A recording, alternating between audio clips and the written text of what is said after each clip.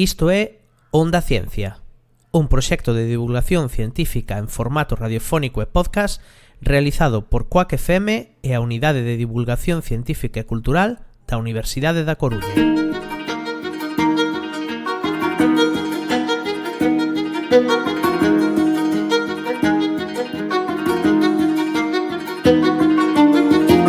As estatísticas amosan un panorama preocupante para o galego, cun descenso significativo no seu uso como lingua vehicular, especialmente entre a infancia e a mocidade.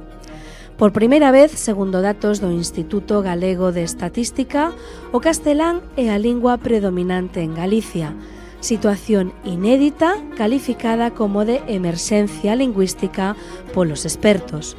Como resposta, dende as institucións estáse a promover un novo plan xeral de normalización da lingua galega que nace con certa desconfianza e moitas dúbidas, pero de cuxo consenso depende, en parte, o cambio de rumbo da política lingüística. Para coñecer en profundidade cales son as causas da actual situación, os retos, máis tamén as oportunidades de acción posibles, convidamos a tres expertos e expertas da Universidade da Coruña, as que xa paso a presentar. En primeiro lugar, acompáñanos José Manuel Sánchez Rey, profesor titular da Universidade da Coruña na área de Filoloxía Galega e Portuguesa. É membro do Grupo de Investigación Lingüística e Literaria Galega e o seu campo de estudo é a gramática da lingua galega actual e a linguaxe literaria contemporánea. Benvido, José Manuel Sánchez. Boa, bon día, obrigado. Tamén nos acompaña Iria Sobrino Freire, profesora do Departamento de Didácticas Específicas e Métodos de Investigación e Diagnóstico. Iria Sobrino é membro do grupo ILLA, Investigación Lingüística e Literaria Galega. Benvida tamén, Iria Sobrino. Moitas grazas. E en terceiro lugar, acompáñanos Jesús Manuel Mosquera Carregal, é filólogo e tamén é o técnico do servizo, un dos técnicos do Servizo de Normalización Lingüística desta casa da Universidade da Coruña. Benvido tamén, Jesús Manuel. Gracias polo convite.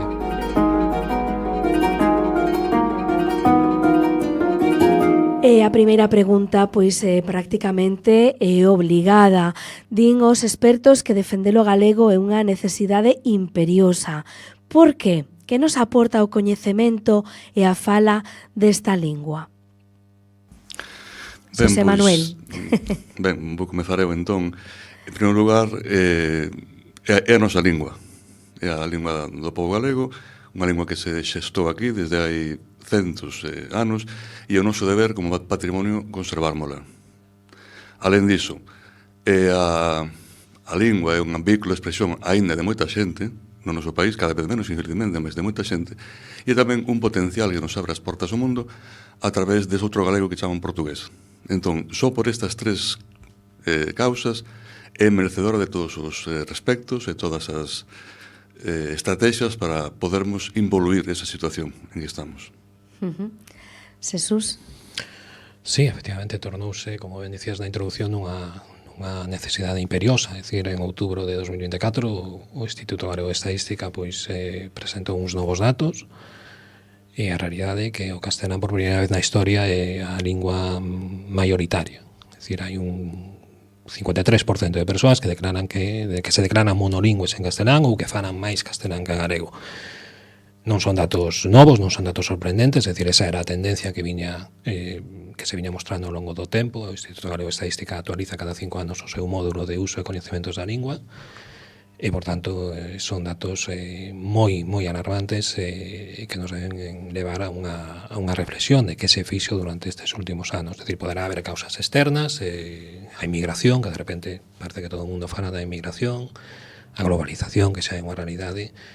Mais o certo é que vimos dunha época dunha política lingüística que dende o ano 2019 pois unha política lingüística errónea, errática, indefinida, é dicir, unha política lingüística que abandonou os seus obxectivos que deberían ser pois aumentar ou ao menos manter o número de falantes, gañar ámbitos de uso. É dicir, de repente no 2009 a lingua galega converteuse inéditamente nun problema. Instalouse un discurso de que problematiza a lingua dende os propios poderes públicos, dende o propio goberno galego, E, efectivamente, agora estamos nunha situación de elaborar un novo plan. Ninguén explicou aínda por que outro plan non serve. É certo que a sociedade non é a mesma, é dicir, pasaron 24 anos, habería que facer pequenos axustes, pequenas actualizacións, pero outro plan ten moitas medidas que están sen executar, valería perfectamente. Na batalla política, pois, hai este tema, esta cuestión dun posible pacto do galego, é dicir, pero, insisto, estamos nunha situación, pois, realmente comprometida e realmente que exixe un cambio de rumbo, como tamén ben dicías na introducción, non? E como dicía Xosé Manuel, pois o valor da lingua galega, eu gustame moito unha frase que dixés nos seus concertos, é dicir, non temos a culpa de ter nacido en Galicia, simplemente tivemos sorte. En Galicia hai unha lingua propia que é o galego, en tempos en que todo camiña cara a homoxeneización das cidades, do turismo, da roupa, pois ese é o noso valor, esa debe ser a nosa carta de presentación no mundo. E ante esta situación de emerxencia lingüística, como experta tamén dende a perspectiva da investigación, hai futuro para o galego, Iria? Pois eu creo que sí, temos que ser optimistas, non? Desde logo, debemos facer unha análise rigorosa, non, dos datos, é a nosa responsabilidade como investigadoras e investigadores, e desde logo a situación é grave, non? Como xa sinalastes todos e todas vós, non? Sobre todo no caso da infancia, non? E da mocidade. As causas, pois, disto son múltiplas, como xa sinalaba Xesús agora, mais desde logo, pois, as políticas están sendo nefastas, non? En todos os ámbitos, non? No ensino, na administración, nos servizos públicos, nos medios de comunicación, na cultura, en fin, un longo etcétera. Mas digo que temos que ser optimistas porque temos marxe de manobra. Claro que a temos, por suposto que hai. Eu creo que non debemos deixarnos levar por titulares sensacionalistas, pensar pois que o pobo, que a xente, temos moito que facer, non? E temos que mobilizarnos e ser escoitados e escoitadas. As situacións poden ser reverter se hai vontade, se implementan as medidas axeitadas e se poñen recursos para facer que estas medidas se leven a cabo. No caso galego sabemos que hai unha porcentaxe importante da poboación que quere que a situación mude, que está dicindo queremos galego, que queremos dignidade para a nosa lingua, queremos que se lle permita respirar, reconquistar espazos, non? Vitalidade. E isto non é unha utopía, porque se miramos ao noso redor, vemos outros casos, outras situacións nas que isto ten sido así. Penso no euskera, por exemplo, que era unha lingua cunha vitalidade moito menor que o galego, non? No inicio da democracia, e estamos vendo como continúa a gañar falantes, a gañar espazos de uso, e isto, pois, grazas a un compromiso político e a unhas políticas lingüísticas serias, non? E cale dentro das políticas lingüísticas, evidentemente, non? E dentro, pois, do investimento que poden facer as administracións públicas, non? Para, pois, a defensa do galego, a promoción do galego, cale o papel dos equipos de normalización lingüística? Que labor destacaríamos para a promoción do galego? Non só no eido da Universidade da Coruña, senón tamén a outros niveis. Xesús Manuel. Sí, máis que equipos falamos de servizos de normalización lingüística, esa é a súa denominación, que veñen sendo pues, unidades de traballo que están inseridas nunha administración dada, basicamente en concellos ou na propia universidade. As 3 universidades galegas dispoñen de servizos de normalización lingüística e o seu cometido é pois, ampliar os usos no seu ámbito de actuación. Hai dous bloques de tarefas, que son as tarefas do corpus, que é todo aquí no relacionado, que todo o mundo coñece, pois, de asesoramento lingüístico, de corrección, de traducción, de resolución de dúbidas, e hai tamén as tarefas do bloque do estatus, que teñen que ver co estatus da lingua, é dicir, facer regulamentos de usos, traballar planificadamente, elaborar documentos de planificación, organizar campañas, facilitar que haxa grupos tamén interesados que colaboren nesa labor de normalización lingüística. Superada esa fase de labores de corpus, pois a idea é que cada vez teña menor peso para deixar paso ás do estatus. Últimamente nos concellos traballase moito en rede. Hai unha asociación a lingua que aglutina unha vintena de concellos, sumar esforzos, sumar orzamentos tamén, sumar persoal. Eu sinalaría 4 proxectos que están levando a cabo, é dicir, un é o proxecto Apego, destinado ás familias, ás parellas que teñen unha criatura, é dicir, onde se fan pois, toda unha serie de obradoiros, de arrolos, de xoguetes, de xogos, a difusión dos nomes propios, é dicir, é un proxecto que case comeza incluso antes de nacer a propia criatura, facilítase un material, é un proxecto que están tendo moi bo resultado e moi boa imaxe, é dicir, están moi satisfeitas as compañeiras técnicas dos concellos co seu desenvolvemento. E tamén é un proxecto que estimula a cultura galega dende prácticamente dende o berce, exactamente, dende o berce, ¿no? sí, é dicir, a transmisión interxeracional, non, que tanto nos preocupa. Outro proxecto sería Youtubeiras, onde ademais dos concellos tamén están as 3 universidades galegas. De feito, neste momento, é un proxecto que nació no 2015, neste momento a coordinación está recai na Universidade de Coruña a través da miña compañía Sara Pino, que o seu cometido é ampliar a presenza, o uso da lingua galega na rede, na internet, basicamente nas redes sociais. Toma o nome de YouTube, pero en realidade agora pois, xa está aberto a TikTok, vai estar aberto a Instagram, crear comunidade de creadores de contidos, ampliar, diversificar as temáticas, etcétera. E despois, por exemplo, tamén outro proxecto do Club de Debate, é dicir, estimular pois, o debate, o espírito crítico entre a mocidade para alumnado de ESO, primeiro bachillerato, Enregueífate, en fin, hai unha serie de proxectos. E no caso da Universidade da Coruña, pois tamén a idea é trascender dos muros do propio servizo, hai unha rede de comisións de normalización lingüística con unha actividade, fluctuante, variable.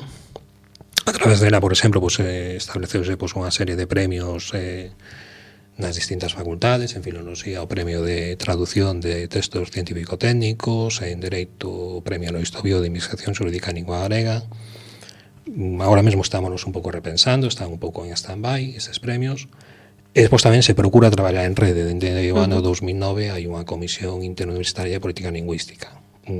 Sinalaría 3 actividades, moi brevemente. Hubo unha primeira campaña en galego tamén se fai ciencia, participou Ángel Carracedo, participou Edita de Lorenzo, Xurxo Mariño, Jorge Mira. Eran pequenas entrevistas, pequenos vídeos destinados a erradicar ese preconcepto de que o galego non serve para o ámbito científico, non serve para facer ciencia, non serve para divulgar ciencia.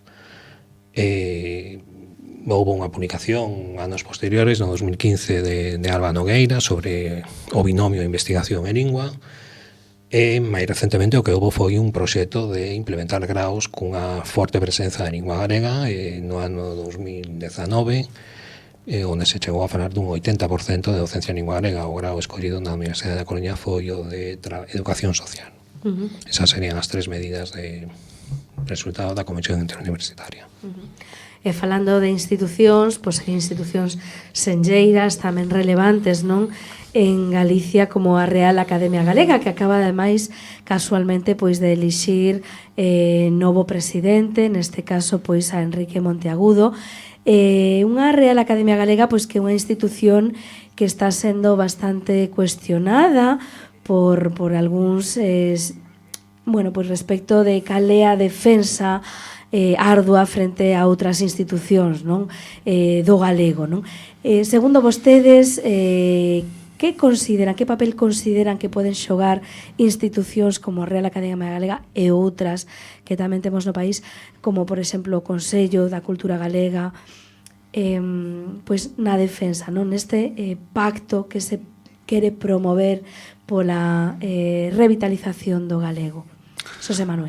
Desde aquí quería, antes de máis, trasladar a Quique Monteagudo os meus parabéns pola súa elección dunha institución que nace hai moito tempo con uns obxectivos dos cales non cumpriu ningún, porque estamos esperando aínda por unha gramática, estamos esperando por moitas cousas que en principio estaban nos xermolos desa institución e aínda non se chegaron a producir.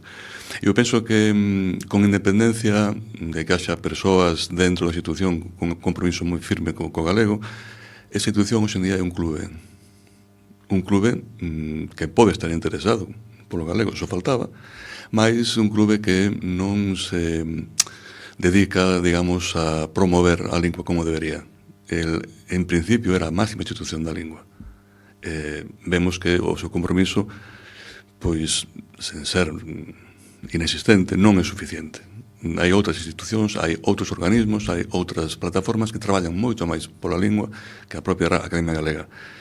E o resto de outras institucións, pois, Consello da Cultura Galega e outras, pois, para aquí imos dicir que non, basicamente son a mesma xente.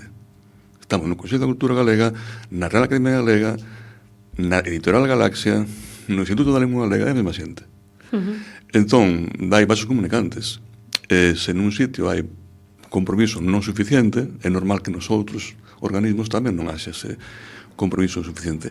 Non falo, naturalmente, de persoas a título individual, que sei que hai membros desas institucións que están preocupados pola lingua.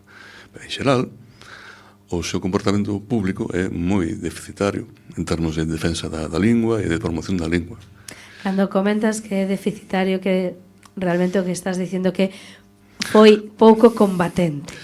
Digámoslo así, dun xeito cortés, pouco combatente, pouco firme, pouco, digamos, consistente contra o que estaba acontecendo, porque non fai falta, como decía antes Xesús, non fai falta facer un estudo cada 5 ou 6 anos, 4, para verificar como se está producindo o abandono da lingua. Tampouco fai falta facer estudos como se facían hai uns anos para verificar que o 90% da populación de Galicia entende o galego. Pois só faltaba que non entendese o galego. Como se houvese que pagar con cartas públicos ese tipo de traballos. E fixéronse. Entón, eu pediríais a estas institucións un compromiso máis firme, porque non é certo que por ser académicos non teñan ese compromiso. Os científicos, cando se produce unha catástrofe natural, saen a defender a natureza, a fauna ou a flora. E hai científicos moi comprometidos. Non por iso deixan de ser científicos nin académicos. E esas persoas que están nesas institucións, pois, penso que lles falta un pouco esa maneira de entender como hai que defender a lingua e a cultura galega, porque non esquezamos que a lingua é unha maneira que temos de dicir, Manuel María, é a porta, é a chave con que se abre o mundo, non? Se perdemos esa chave, ou se deixamos que se perda, pois imos ter moi pouco que achegar á humanidade. E a humanidade ten dereito a coñecernos tamén. A humanidade ten a necesidade de coñecer en Galiza para que non se perda esa cultura que temos a través dunha lingua. E cales son, esta é unha pregunta para os tres tamén, cales son esas institucións que sí están a traballar máis a prol na promoción do galego? Destacaríades algunha, ademais das que xa mencionei eu? Eu entendo o que dixo José Manuel, non? É dicir, o xogo de cadeiras que hai establecido entre o Consello da Cultura Galega e a Real Academia Galega, non? As presenzas, as omnipresenzas, non? As ausencias tamén, efectivamente, mas eu creo que neste momento eu creo que quizáis non convén desviar o foco do verdadeiro problema, é dicir, non do que emiten estas institucións, senón de quen recibe, é dicir, de quen está do outro lado. É dicir, o Consello da Cultura Galega reaccionou os datos do IGE elaborando un foro aberto, participativo, que está tendo lugar ao longo destes 6 meses. Esta mesma semana ten lugar a terceira sesión, un foro que leva por título Un país coa súa lingua. Esta terceira sesión fará sobre ciencia, servizos sociais, sanidade. Participarán 2 persoas da Universidade da Coruña, é dicir, Lidia Carballo Costa e Gemma Rojo.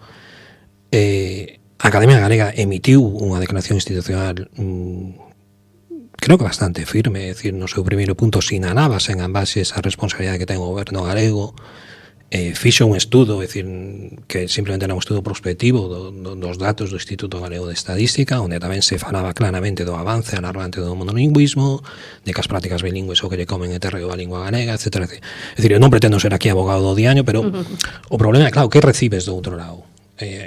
Unha política lingüística e un goberno galego que non fai caso o Consello da Cultura Galega é un órgano consultivo que non lle fai caso en materia de lingua e en outras materias. É dicir, pensemos a súa reacción que tivo co informe de Altri, é dicir, esa reacción pueril, infantil que fai o Consello da Cultura opinando sobre unha industria. Bueno, pues a cultura tamén é territorio, tamén é as xentes que ocupan ese territorio, non? Entón, ese é o problema, que te atopas do outro lado. Non lle fai caso o Instituto Galego de Estatística. É dicir, lembremos que a súa reacción foi contratar en decembro un estudo privado a un instituto demoscópico privado que todos coñecemos para relativizar a gravidade da situación. Non estamos tan mal, as familias están contentas co sistema de ensino, non lle fai caso o Comité de Expertos do Consello de Europa que en reiterados informes leva sinalado que non se cumpre a Carta Europea de Linguas Minoritarias. Entón, claro, as institucións poderían facer outras cousas, poderían facer máis, menos, mas están facendo algo. Que se topan do outro lado? Un presidente da Xunta de Galicia, en sede parlamentaria, apela á fermosura do galego e á utilidade da lingua inglesa. Entón, non hai peor xordo que co que non quere oír. E tamén a nivel europeo pois existe un pacto, unha carta europea das linguas regionais minoritarias. Como podemos valorar este traballo do Parlamento Europeo, do Consello de Europa na defensa e promoción das linguas minorizadas e, por ende, do galego, que xa empeza a formar parte, non, dese elenco de linguas minorizadas? Iria. Sí, ben, a Carta Europea das Linguas Regionais ou Minoritarias, como aparece non neste documento, inda que minorizadas non sería o termo máis adecuado, é un documento que asinaron pois a maior parte dos estados da Unión Europea e polo que se comprometen a garantir a protección das linguas e dos dereitos lingüísticos dos falantes e das falantes. O Estado español xa ratificou esta carta no ano 2001, baixo o goberno, por certo, de José María Aznar, nese momento. Este documento legal hai que dicir que está por riba, xerárquicamente, de calquera outra legislación que poida ser aprobada, tanto no Estado español como na comunidade autónoma galega, non? E por este documento, pois, o Estado español e a comunidade autónoma galega comprométense a dar unha protección, no caso do ensino, máxima da lingua galega. Que está facendo o Consello de Europa? Como indicaba Xesús, cada ano pois, hai un comité de expertos que se dedica a revisar o cumprimento deses acordos. E cada ano sinala unha serie de incumprimentos, non? Unha vez tras outra. E no caso galego, pois, de maneira moi rechamante, desde a aprobación do decreto do plurilingüismo no ano 2010, non? Que creo que xa podo enlazar con sí, este bueno, tema. É que efectivamente sí. Parece que pois hai un consenso amplo, non, dentro dos expertos e expertas de que este decreto do plurilingüismo o que facías referencia pois ten unhas consecuencias fatais, non, para a lingua.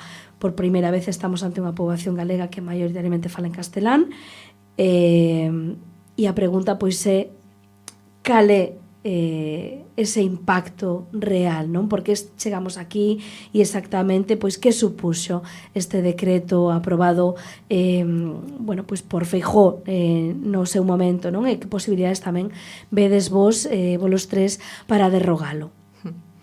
Sí, co PP de Feijóo utilizouse como arma política esa idea falsa da imposición do galego, non? E iso levou a aprobación deste decreto, que é o primeiro decreto na historia da Galiza, o primeiro decreto regresivo con respecto á lingua. Non todas as anteriores documentos legais supuñan que se fose gañando terreo para a lingua galega, non? Desde que se aprobou a Lei de Normalización Lingüística en 1983, os decretos que se foron aprobando cada vez supuñan pois que se fose gañando un pouquiño de terreo para a lingua. E por primeira vez isto vai mudar.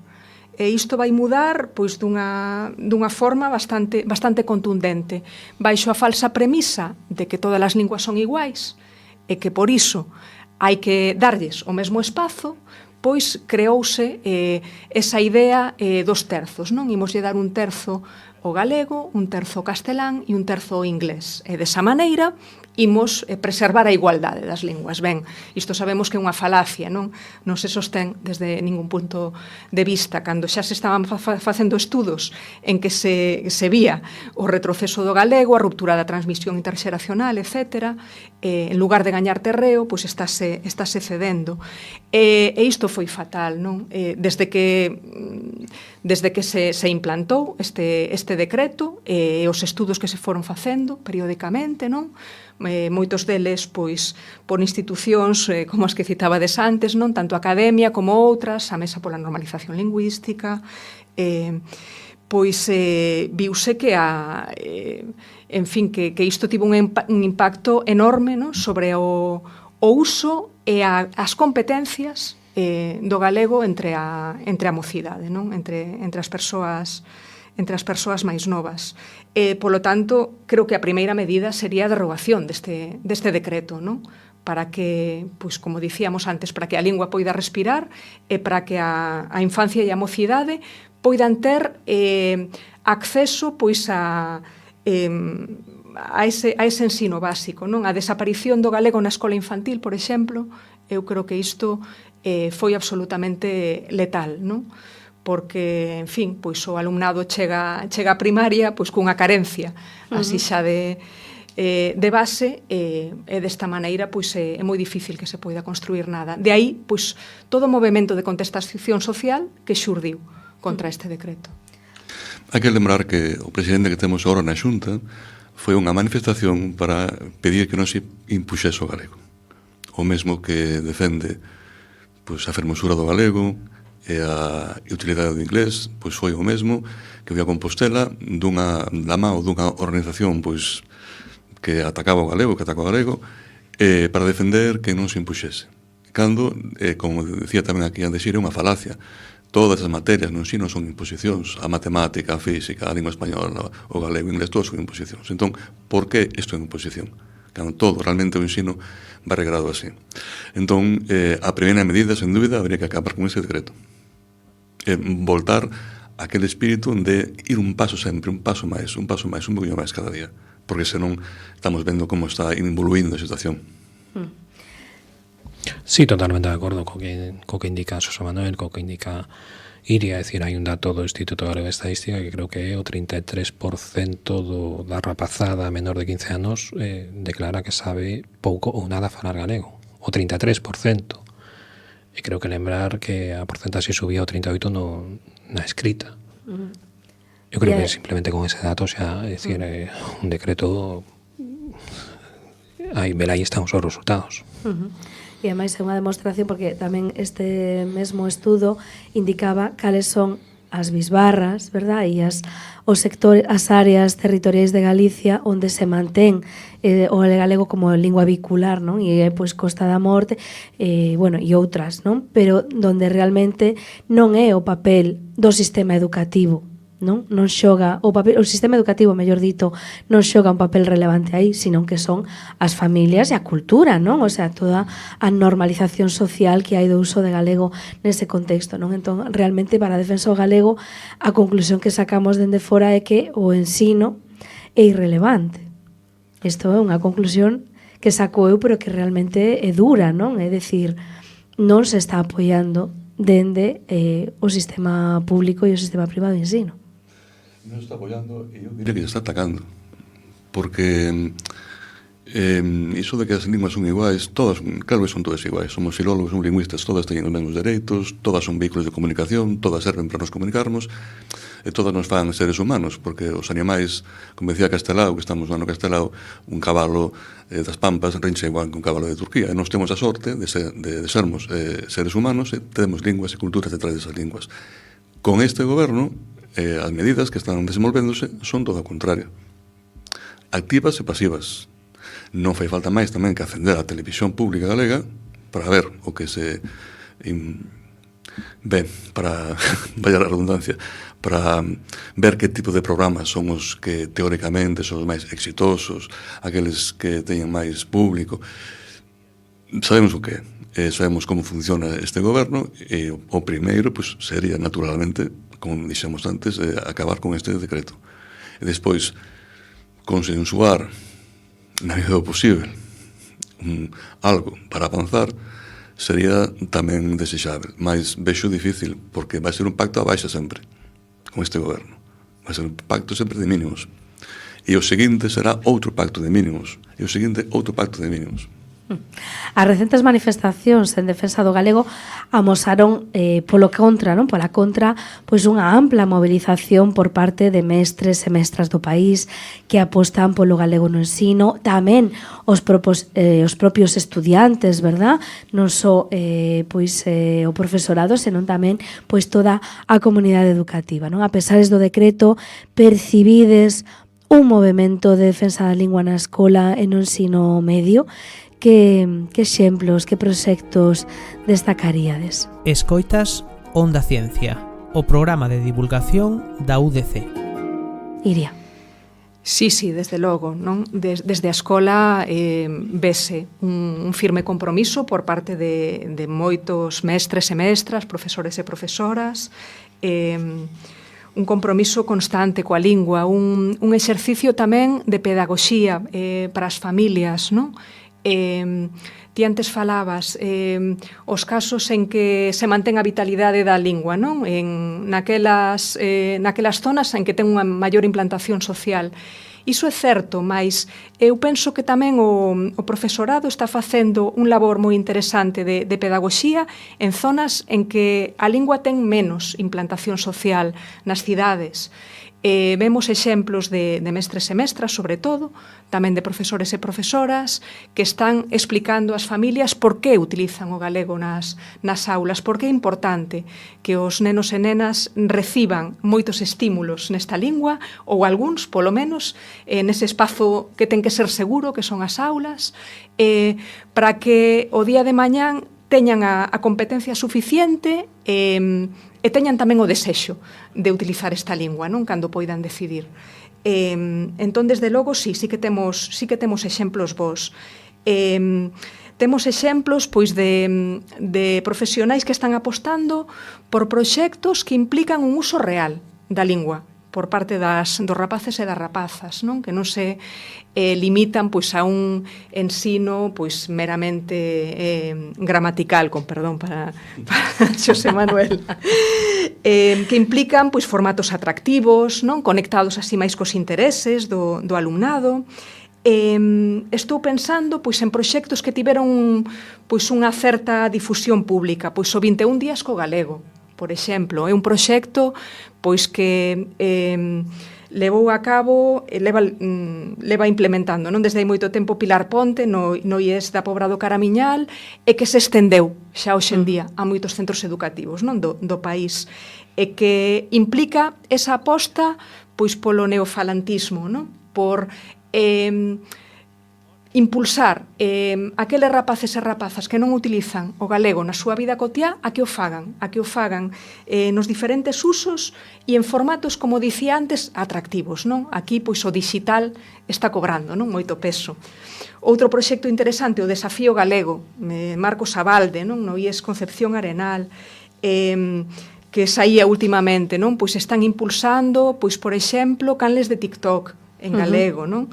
Todo isto. O proxecto aquí tamén se fala, non? Que está tendo tamén pois moito impacto, últimamente está saindo nos medios, impulsado polo IES Rafael Dieste, pois quere visibilizar o uso do galego en espazos urbanos, en espazos públicos, e tamén potenciar o cambio, a transformación. Entón, aquí é moi interesante porque os rapaces e rapazas están vendo como as súas accións poden ter impacto social.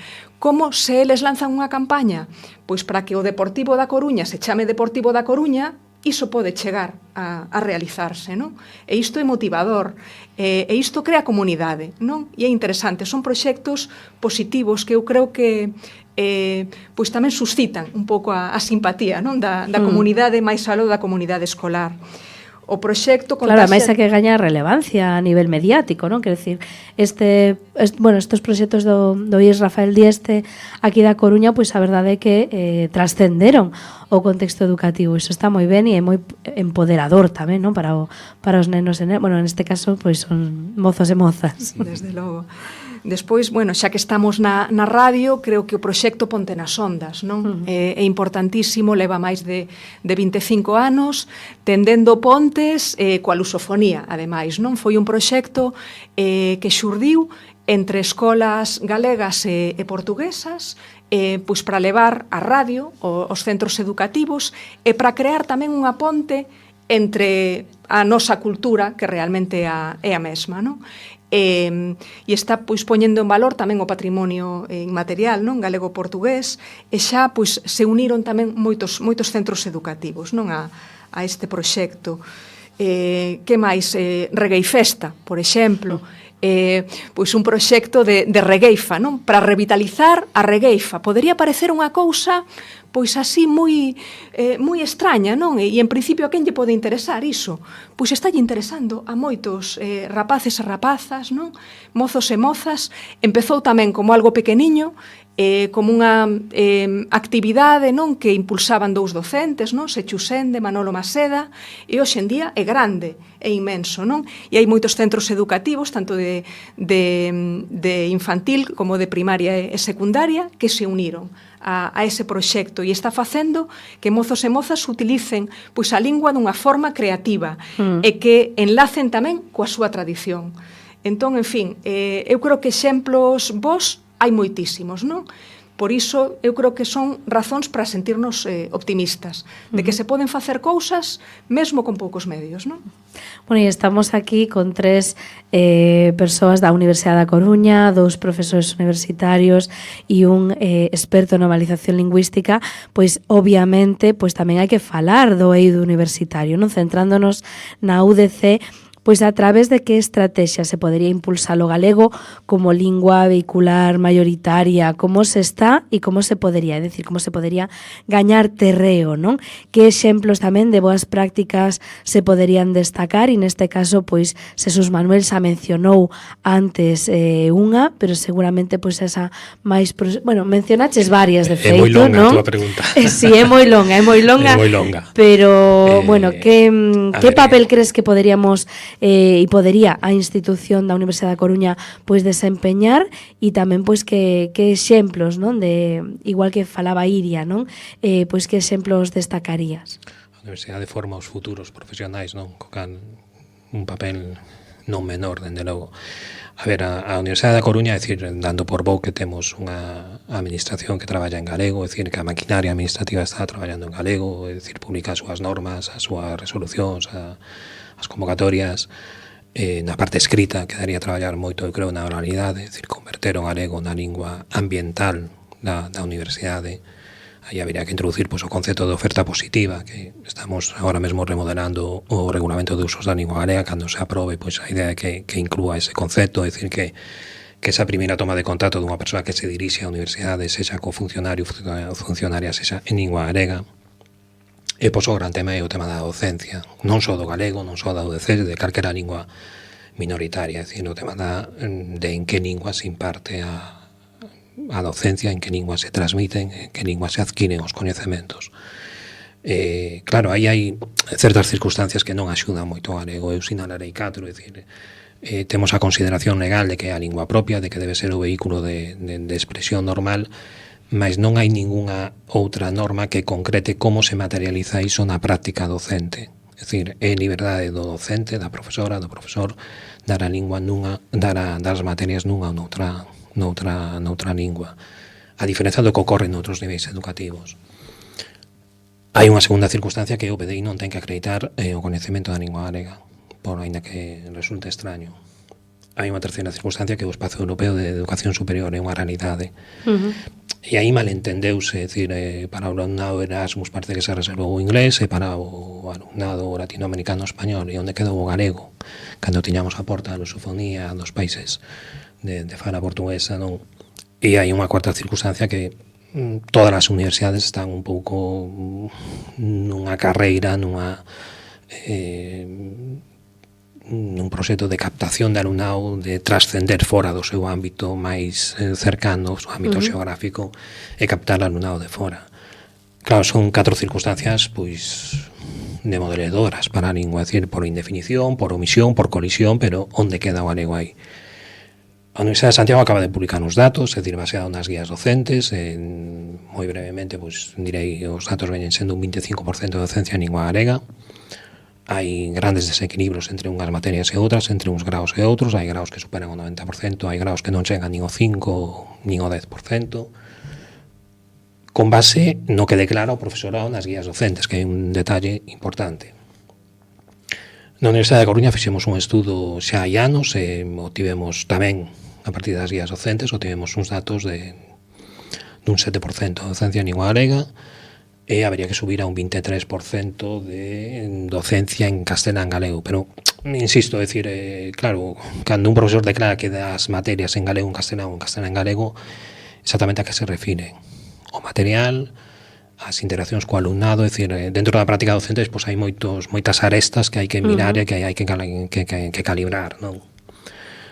Ese estudo que fixemos xa no 2013-14 coincidía con aquel primeiro estudo que houbera no 2006-7 do profesor Álvarez Sousa. A docencia de lingua galega estaba nun 10% manamente.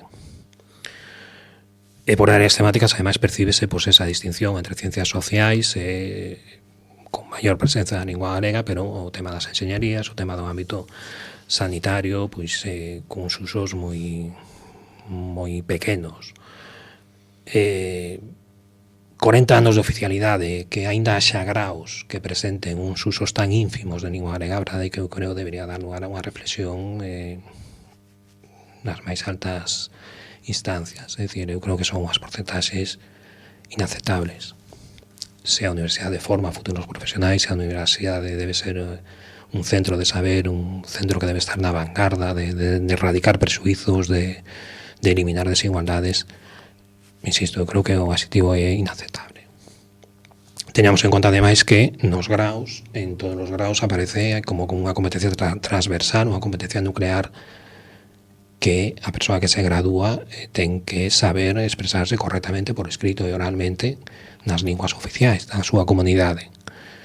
Se en 4 anos apenas tiveches aulas en lingua galega daquela materia na que te estás especializando, malamente vas saber expresarte e desenvolver a túa carreira profesional nesa lingua. É dicir, aí temos un problema evidente. E isto perciben os propios alumnos. Temos un estudo xa máis recente, por sorte, de dúas profesoras da Facultade de Ciencias, Marta Vinataboada e Carmen Prieto Blanco. No 2021-22 pasaron un inquérito na súa Facultade de Ciencias nos 3 graos, Química, Biología e Nanociencia. Entre os datos que obtiveron, cunhas porcentaxes ademais por riba do 50%, nalgún caso por riba do 90%, o propio alumnado declaraba que consideraba necesario ter máis docencia en lingua galega. Por tanto, aí hai unha vía de traballo. Máis vías de traballo, pois, a aproveitar posiblemente pois, a xubilación de moito profesorado, vai haber unha renovación dos cadros docentes. Máis vías de traballo, pois, a aproveitar a existencia de grupos que teñen unha matrícula masiva, é dicir, co cal facilitaría crear grupos en lingua galega, grupos en lingua castelán. Igual que se fai con grupos en inglés, non? Exactamente. Tamén traballar naqueles primeiros cursos onde posiblemente a carga expositiva docente pois, é maior, aqueles cursos onde igual son máis de asentar coñecementos, asentar conceptos, ou establecer, por exemplo, titulacións estratégicas entre as 3 universidades. É dicir, se estamos dicindo que na área sanitaria pois, hai uns usos do galego, con toda a importancia que ten a área sanitaria, os futuras profesionais da enfermería, da medicina, o contacto coa xente, pois podería ser unha vía de traballo. Claro, isto requiere tempo, requiere persoal e requiere financiamento, así de claro. E non sei se os dous entrevistados, Iria Xosé Manuel, pois tamén teñen algunha reflexión que aportar respecto deste papel, non, da propia universidade na promoción desta lingua. Claro, temos un filólogo na sala. Hai unha cuestión que tamén xurdiu hai uns anos para aquí, e é que a docencia, claro, é, digamos, a base dos futuros profesionais e futuras tamén profesionais, mas tamén a investigación é importante. E hoxe en día, por así de motivos, estáse pondo en valor máis a investigación feita noutras linguas, mormente en inglés. De tal modo que, se eu publico, pois, o Iria ou Xesús, un libro maravilloso sobre, xa que falamos antes de gramática, de cuestións gramaticais en galego, quizás teña unha repercusión. Se sai publicado 5 páxinas en inglés, xa non digo un libro inteiro, 5 páxinas en inglés, nunha revista ben considerada, desas que entraron polo aro, non? Nunha editora tamén ben considerada, iso ten máis valor a efectos académicos e curriculares que se cadra un libro que levou escribilo durante 2-3 anos. O famoso impacto. Entón, moita xente, aínda que teña vontade de dar as aulas en galego, a súa investigación non vai en galego. Co cal, tamén se beneficia en galego, seigo aquí antes, non? E iso é un tema importante. Entón, solucións, pois, afianzar, desde logo, o galego na universidade. E tamén considerar que o galego é unha lingua útil para a ciencia, a pesar destes impactos que hai por aí que poñen máis en valor se a docencia está noutras linguas. De feito, hai concursos públicos que poñen como motivo de puntuación positiva as linguas en que se imparte a docencia. E o galego pois, está unhas circunstancias moi... É máis importante dar docencia en 3 ou 4 linguas, se cadra, que ter un compromiso firme co galego. A efectos curriculares, non digo efectos persoais. Para acreditacións, para concursos... O inglés está imperando por aí. E, de feito, hai teses que se fan hoxe en día no ámbito brasileiro, eu dirixo unha, curiosamente, sobre por que é tan necesario o inglés no mundo académico. E para qué? Porque a cuestión é esa. É útil, claro que é útil, todas as linguas son úteis, mas por que o inglés? Porque non o alemán, porque non o portugués, porque non o galego, porque non o esquimó. Entón, é un debate que está aí. A ciencia e a docencia e a investigación. Iria? Si, eu hoxe estou coa teima das boas prácticas, entón vou continuar por aí, se vos parece. Retomando unha das liñas que apuntaba antes Xesús, a dos graus en galego, quería lembrar unha experiencia moi positiva que tivemos na Facultade de Ciencias de Educación con isto, que foi pois, o programa piloto do grau de Educación Social en galego. Nese caso fixérase un estudo e efectivamente había posibilidade de implantalo, pois porque xa había unha porcentaxe importante das materias que se impartían nesta lingua. Mais a maiores, pois fíxose pois unha campaña de concienciación entre o profesorado e moitos profesores e profesoras que non impartían as aulas nesta lingua apuntáronse e animáronse a facelo. É certo pois, que nese momento se ofrecían pois, unha serie de descontos docentes pois, para que o profesorado puidese pois, preparar os seus materiais e reciclarse para poder impartir a docencia nesta lingua. Isto ia acompañado, en principio, dunha dotación económica, que despois, en fin, sabe ben Xesús a que me refiro. Decaeu, é dicir, o proxecto que sinalase era derivado da Comisión de Universidade de Política Lingüística, onde está a parte técnica, a parte política das 3 universidades, mas tamén estaba a Xunta de Galicia, a Secretaría Xeral da Lingua e a Secretaría Xeral de Universidades, e efectivamente aí había uns compromisos orzamentarios que finalmente non se cumpriron. Non se cumpriron. Non, entón, o Servizo de Normalización Lingüística pois fíxose cargo, non? Diso. Pero que se fixo? Pois unha serie de actividades que implicaban pois traer a facultade profesionais en activo que desenvolvían o seu labor en lingua galega, que podían funcionar como modelo, non, para os estudantes e as estudantes, unha serie pois de obradoiros, de actividades prácticas que implicaban tamén o uso da lingua galega, non, por parte do alumnado. E desde logo pois os resultados no pouco tempo en que isto se levou a cabo foron excelentes. Entón isto eu creo que nos dá pistas de por onde debemos ir, non? Por onde debemos ir, porque desta maneira se ve que hai un movemento amplo, que hai moito profesorado detrás apoiando, que hai pois persoas de fora que tamén actúan como modelo, o alumnado acabase implicando. E isto funciona. Entón, eu creo que algunhas ideas temos de por onde temos que ir. E, bueno, tamén é importante destacar que non só o contexto educativo é o único elemento de culturalización, non? E tamén de difusión do galego, sino que tamén pois as persoas aprendemos a través de outros medios, como poden ser os propios medios de comunicación, e hoxe aquí pois estamos nunha emisora de radio, non? Os medios de comunicación son mediadores culturais moi relevantes, fóronos sempre no pasado, dende a radio, antes a prensa, evidentemente a televisión pois tivo pois foi absolutamente relevante e creo que todos podemos lembrar incluso pois programas da Televisión de Galicia que propiciaron, non, que os nenos e nenas pois aprenderan o galego desta maneira máis lúdica, non, máis audiovisual, e agora mesmo pois falabades antes das redes sociais, que son como o seguinte, non, unha outra maneira máis de chegar á mocidade, de chegar á sociedade en xeral, e tamén de que os rapaces e as rapazas se apropian, non, dos medios de comunicación. Que papel credes vos que están xogando os medios na promoción do galego hoxe en día, e tamén pois como podemos empregar, non, os medios de comunicación como ferramentas para a promoción do galego? Pois, por exemplo, sí, José Manuel. As linguas que non coñeceron a imprensa no século XV a XVI pasaron a un segundo plano en toda Europa. Previamente, as linguas que non se escribiron en pedra ou en papiros pasaron a un segundo plano. As linguas que non coñeceron esas ferramentas coñeceron outra vía moito máis escura, que era case a desaparición. Entón, hoxe é moi importante as redes sociais. Por iso o proxecto Youtubeiras é unha das vanguardas que ten a lingua galega hoxe en día. Entón, a presenza do galego neses foros é imprescindível.